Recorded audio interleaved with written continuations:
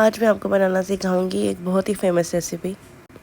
تو آج ہم بنائیں گے کڑی پکوڑا۔ یہ بہت ہی مزیدار بنتی ہے اور یہ ہماری امیوں کے دور سے بہت بنتی آ رہی ہے کڑی۔ یہ بہت ہی سبھی بچے بڑے سب بہت شوق سے کھاتے ہیں۔ کڑی بنانے کے لیے پہلے میں نے 1 پاؤ بیسن لے لیا ہے پورا، اور 1 پاؤ ہی میں نے دہی لی ہے۔ دہی اور بیسن کو اچھے سے ملا لیں گے۔ اب اس پوائنٹ پہ میں نے یہاں پہ لسی بھی ایڈ کی ہے 1 لیٹر۔ اچھا، لسی شامل کر دی ہے۔ اس پوائنٹ پہ میں نے 1 لیٹر، پھر میں نے سارے مسالے جو ہیں 1 چمچ دھنیا پاؤڈر، لال مرچ پاؤڈر، ہلدی پاؤڈر، نمک، جو لال مرچ ہے میں نے وہ 2 ٹیبل سپون ڈالی ہے۔ پھر یہاں پہ میں نے ایک بھگونے میں تیل لے لیا ہے۔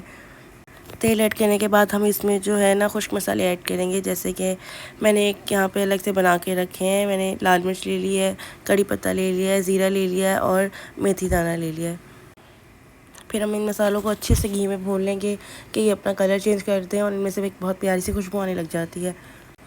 پھر اس پوائنٹ میں آ کے میں نے اس میں پیاز شامل کر دیا ہے۔ پیاز کو اچھے سے بھون لیا ہے۔ بھوننے کے بعد میں نے دہی اور بیسن کا جو مکسچر بنایا تھا وہ یہاں پہ میں نے ایڈ کر دیا ہے۔ اس میں آپ نے پانی بھی شامل کرنا ہے 2 لیٹر، اگر آپ خالی بیسن اور دہی کا گھول بنا رہے ہیں۔ اگر آپ نے لسی بھی شامل کی ہے کڑی کے اندر تو پھر آپ صرف 1 لیٹر پانی ایڈ کریں۔ پھر یہاں 1 ٹیبل سپون میں نے کسوری میتھی ایڈ کر دی تھی۔ اس پوائنٹ پہ ہم اچھے سے کڑی کو مکس کر لیں گے اور درمیانی آنچ پہ جو ہے میں نے اس کو پکا لیا۔ پھر یہاں اس پوائنٹ پہ آ کے میں نے اس میں لہسن، پیاز اور ہری مرچوں کا پیسٹ بنا کے شامل کیا۔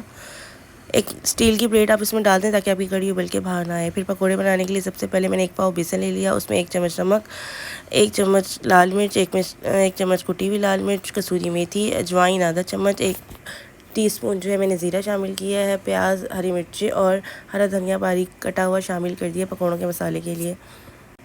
اس کے بعد جو ہے تھوڑی سی کسوری میتھی بھی میں نے پکوڑوں میں ایڈ کی ہے اور پھر میں یہاں پہ پکوڑے بنا لوں گی۔